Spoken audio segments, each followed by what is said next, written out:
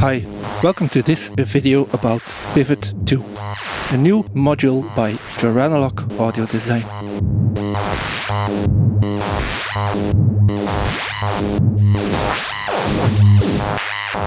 It feels like it's been ages since I did one of these extensive playthrough videos. And it's a bit of a special one because, well, Pivot 2, it's not a big module, it's just 4 HP. But it can perform a multitude of tasks and it can get really quite confusing at times. Now, before I start to explain how the signals flow inside Pivot 2, and I'm sure if you're interested in the module at all, you've already seen several schematics pop up on the Modwiggler thread about Pivot 2. But understanding something isn't always a guarantee to not be confused. Let's first play some sound examples. Well, I say some, but it's actually quite a lot. Just because Pivot 2 can do so many things. It's not just for routing effects, you can use it as a crossfader, as a voltage controlled banner sorta, and you can use it as a VCA. You can use it for audio rate signals, you can use it for, well, slower LFO kind of signals or even envelopes. And I tried to record a few examples of all of these applications. So let's start those sound examples, and after that I'll show you in a methodical way how the signal flow in Pivot 2 works. See you on the other side.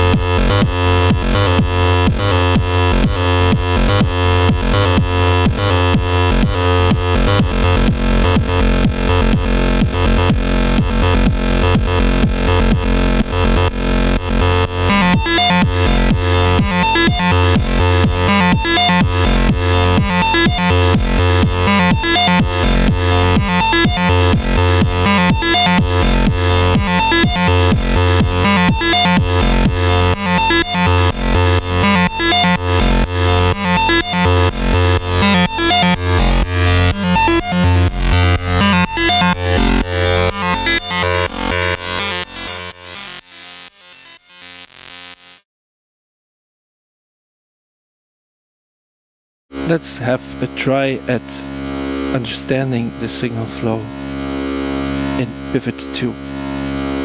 In this patch, I'm sending in the full output of a Generate 3 VCO, which is off screen. I'm sending that signal into the input of Pivot 2, and whatever's coming out of the output of Pivot 2 is connected with the blue tendril cable here to the scope, and it's also the blue trace, and this is what I patched through to my mixer. So we're listening to the blue trace here. I've connected the left send of Pivot 2 to an input on compare to. I'm doing XOR ring mod with compare to, and the XOR output of compare to is patched back through the scope. It's the green trace, the green cable is going through the scope and back into the return input on the left side of Pivot 2 here. And with the right send here on Pivot 2, I'm sending the signal into filter 8. I'm using the 4-pole low-pass output, again patched through the scope. I'm using the pink cables with the red trace on the bottom here, and then it's going back into the right side return on Pivot 2. So the signal's coming in here, the input. In this situation, equal amounts of this signal are sent to both the sends. Whatever's coming back through these returns is also mixed inside Pivot 2 in equal amounts, and that signal is coming out of the output of Pivot 2 here. And this is an example of parallel processing. Now we won't be talking about parallel processing anymore as soon as I turn this knob here called the pivot knob, and this is the main parameter that will be controlling in this video. When I turn this to the left, the signal chain is changed up. Signals coming into the module, it's then coming out of the send again through compare to here, it's going back in, and then it's sent through the send of right side channel through filter 8 back in, and then it's this return, it's the right side return that's routed through to the output. When I turn this knob to the right, the order of the chain is reversed. So if we look at this as a serial connection instead of a parallel connection, we can look at this situation as the reversed series. With the pivot parameter completely to the right, the signal is going through the right side of the module first. So the signal is coming out of the right side send, going through the filter, going back in. It's then routed through to the left side send here through the compare to XOR ring mod operation, and then it gets sent back into Pivot 2 to the left side return, and it's this left side return input that's routed through to the output. So that's one thing to keep in mind for later in the video. When I turn the pivot knob to the left, it's whatever is connected to the right side of Pivot 2 that's last in the chain, and it's that signal that's getting routed through to the output. When I turn this to the right side is first and the left side is last in the chain. So it's this return, the left side return, that's getting routed through to the output. And it wouldn't be a Joranalogue Audio Design module if we wouldn't be able to modulate this. And that's where this guy comes in. This is an attenuator for whatever signal you send in here. The useful range of modulation is between -5 volts and +5 volts. As soon as you send in modulation, you could look at the regular pivot parameter as an offset. So if you turn this completely to the left and you want to be able to reach the inverted situation with modulation, you will need to send in 10 volts to actually reach this site. But let's not get ahead of ourselves and make things unnecessarily confusing. So I'm sending in a triangle wave. It's a bipolar triangle wave between -5 volts and +5 volts. So we're getting an equal distribution of the serial situation, the inverted or reversed serial situation, and everything in between.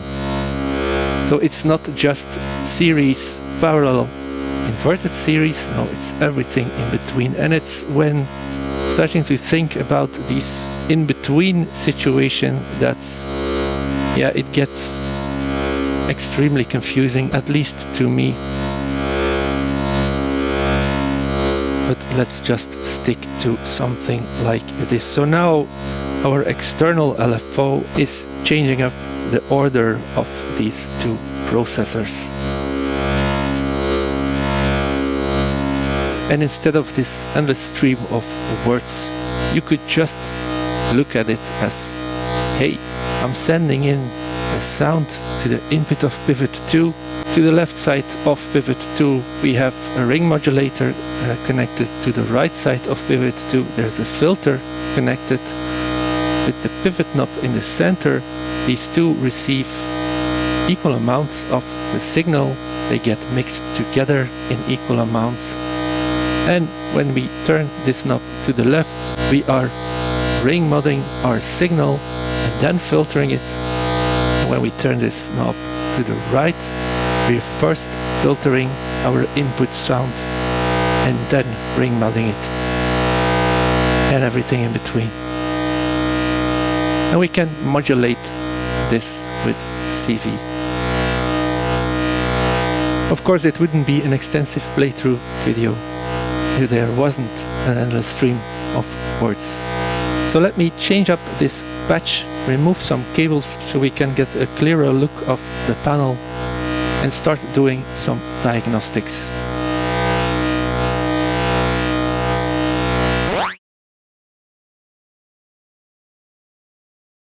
The reason that I called this segment diagnostics is because we will be looking at the waves on data instead of really listening to anything, well, besides my voice. I just want to be as transparent as I can about the signal flow. On the screen of data, we can see that I'm sending a sine wave VCO into the blue channel here. And this signal is routed through to the input of pivot 2. And first of all, I just want to quickly show you that there's nothing coming out of pivot 2 in this setup. So if nothing is connected to any of the send or return inputs or outputs, there's nothing really that's coming out of the output. Now let's connect a cable to the left side send there. And you can see that the signal that we are sending in is coming out of the left send at full amplitude. Let me turn this knob to the left first. You can see that the amplitude of the signal that's being sent out of the send here did not change. Let me turn it to the right. And there you can see how the curve is for this transition. So you can see that when we turn the pivot knob to the right, which, like I explained in the previous segment, means that whatever is connected to the right part of pivot will be first in the chain, and then the left side will be lost in the chain. So it also makes sense that when you turn this knob completely to the right, that it's not routing the input directly through to the left side here, but it's routing the input through to the right side. I'm already a bit confused. I don't know about you. So the thing that I actually wanted to highlight here is that you can see that this curve for this transition, it gradually increases until we reach the center point, and then it just stays at full amplitude for the whole range of the motion of this knob. So let's connect this to the right send again, so you can see that a similar thing happens. It's just mirrored. Let me quickly show you this as well. So we're just looking at the input wave, which is the blue trace, and then the output of the two sends here on pivot 2. You can see when this is in the center position, this knob here, that we are indeed getting the input signal at full amplitude out of both send outputs. When I turn this to the left, the right one is muted, and when we turn this to the right, the left one is muted. And this is because the way the order of these send and returns is changed. And you might have already thought about this. If you were thinking about using pivot 2 as, well, an automated banner, I had to pitch up my VCO because it was really, really low. So I patched these outputs with the black cables to my mixer, and these are panned hard to the left and panned hard to the right. So we're listening to the green and the red trace in stereo, and we're still just sending in one signal. We're not listening to the actual output on pivot 2.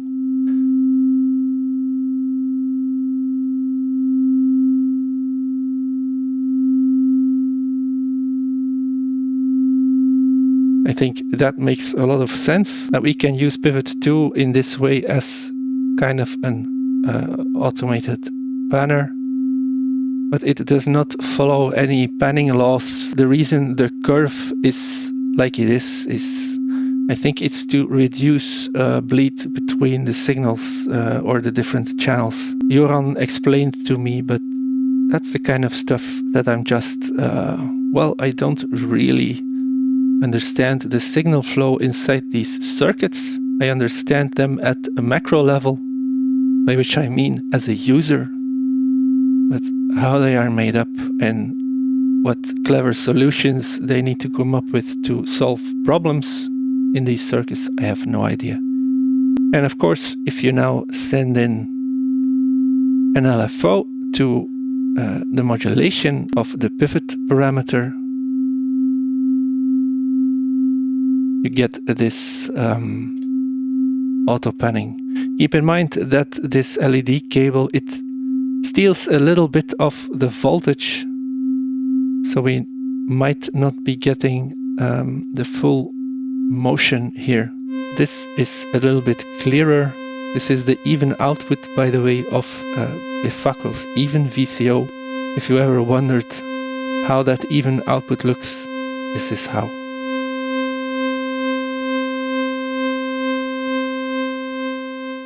Now let's have a look at the things that are normalized together. When I connect my input signal, this weird wave here, to the left side return, and when we now look at the output of the left side send, you can see that nothing is coming out. But when we look at the right side send, when we turn this knob to the left, you can see that once again we have our signal going through. And this is why it's so important to understand that when the pivot parameter is turned to the left, that whatever is connected to the left side comes first, Then it's being sent to whatever's connected on the right side, and it's the right side return with this knob to the left that gets sent through to the output. So if you imagine that we're sending something in and this knob is to the left, that signal will be sent out of the send here. It will go to the processor on the left side. It will come back into the return, well, at least if you patch it up. And then the signal gets sent to the processor that's connected on the right send return pair. So for that to work, the left side return, which is returning the processor on the left, has got to be normalized to the right side send. And again, I know those are a lot of words, but I hope they make things a little bit more clear. And of course, the inverted or mirrored situation acts similarly, like that. And by now you probably already saw it. These lights here indicate if there's a signal present at the send stage.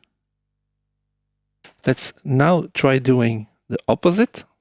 And by that I mean sending two signals into these returns.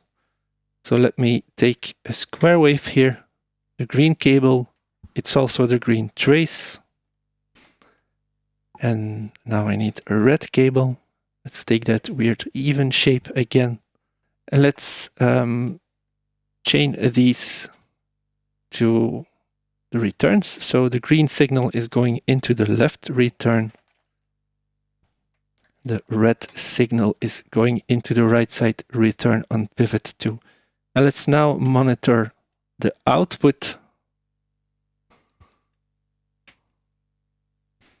And there you can see that with the pivot parameter, the pivot knob in the center position, we just get a mix of the two signals that are coming into the returns.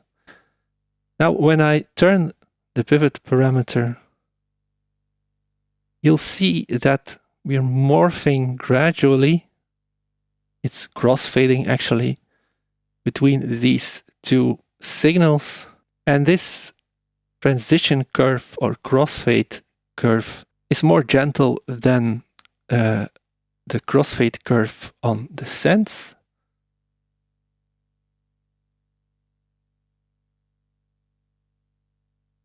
Instead of keeping full amplitude until we're in the center and then falling down, no, this is a real crossfade. Let's listen to that. So now I connect whatever's coming out of the output of pivot 2 to a mono channel on my mixer. And then you can see and hear that we are indeed crossfading between these two. Let me get out the LED cable again. And let's modulate this.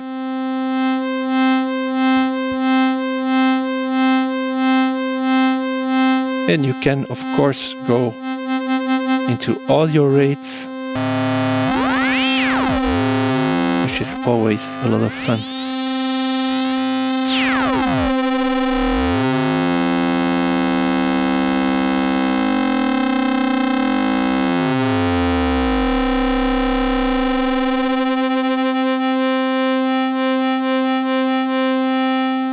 And now, just because I don't want to skip any step, let's quickly monitor what the sends are doing in this setup.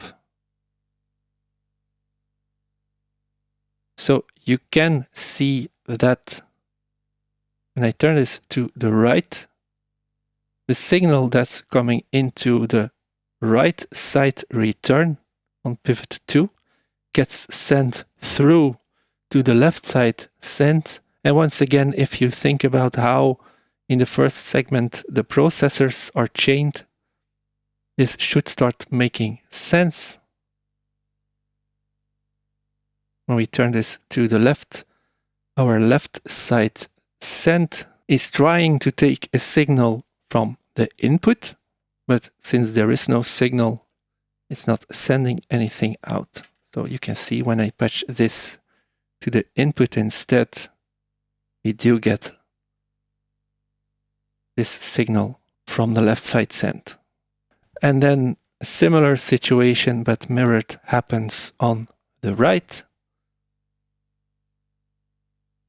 So we already saw it with this pivot knob to the left. The left side return is now sent through to the right side send. And when we turn this to the right, it's trying to take a signal from the input, but since there's nothing there, it sends out nothing. There's one more thing that this patch can neatly demonstrate, and that's using Pivot 2 as a VCA. And there's two ways that you can use Pivot 2 as a VCA. The first way is connecting something to a return, then connecting the opposite send, because these are sometimes normalized together when this knob is to the left. So when you modulate this parameter, now you'll be using Pivot 2 as a VCA. So I'm sending in a unipolar positive looping envelope.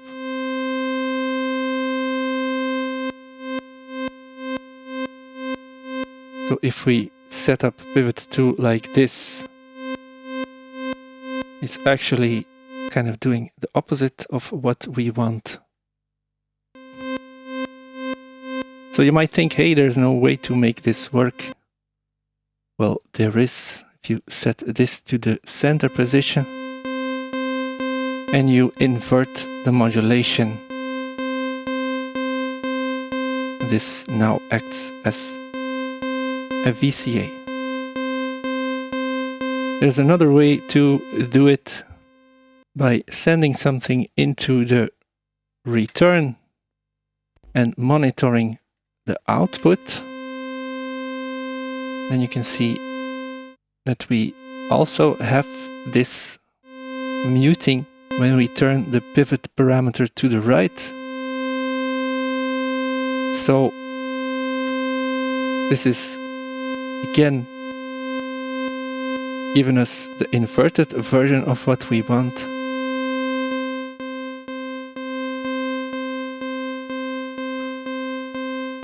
So this is another way that you can use this as a VCA.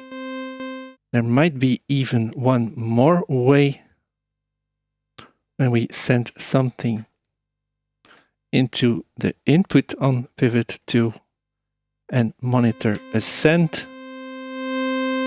And this is what we first saw when we started doing these diagnostics. The sends have the, well, hard crossfade or hard transition, less of a crossfade, but still we're able to close the signal completely. So doing this, all of this is once again the inverted version of what we wanted. But when we invert the modulation, it works. Now, of course, I could just use the right side output, and then I don't need to invert the modulation. You can use both of these as a complementary pair of VCAs. And we're really just back at the situation we had at first with the auto panner. If I quickly change up my routing here, you'll see that this VCA thing is just the same thing as we did earlier. This one goes to the right, and this left send comes goes here. And let's also send this to my mixer. And now if we send in a bipolar LFO, again I'm losing a little bit of the voltage, so let's stick in a regular cable, and of course you can go into audio rates.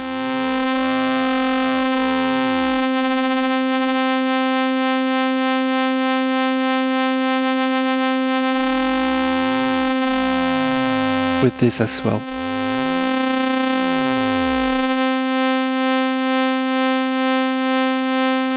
Which creates all of this kind of cool waves.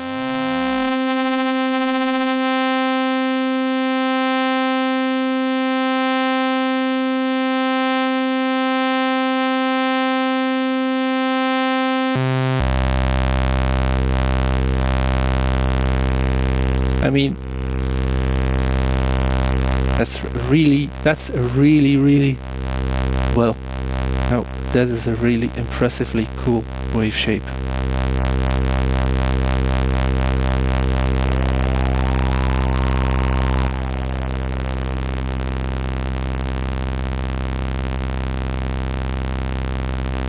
So I think I'm at the point that I think I can't possibly confuse you even more. So I'll just end the video here.